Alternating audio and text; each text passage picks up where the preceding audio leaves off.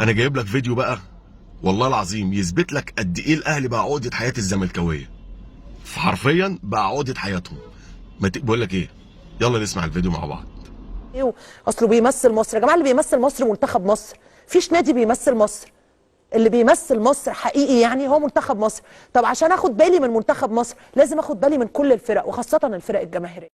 طبعا هي هنا قصدها ان مفيش حد بيمثل مصر، يعني النادي الاهلي ما بيمثلش مصر، يعني مفيش حد بيمثل، كل واحد بيمثل نفسه. خلاص اتفقنا يا جماعه؟ طب تعالى نشوف بقى مذيع تاني في نفس القناه بيقول ايه. يلا بينا. انا مش عايز اقطع حضرتك، ولكن ابارك انا ولا تبارك انت؟ ابارك انا. يمكن عايز ابارك للكره المصريه او ممثل الكره المصريه في قاره افريقيا. الان بيراميدز يتاهل الى دور النهائي من دوري ابطال افريقيا على حساب اورلاندو بايرتس الجنوب افريقي لملاقاه سان داونز في المباراه النهائيه.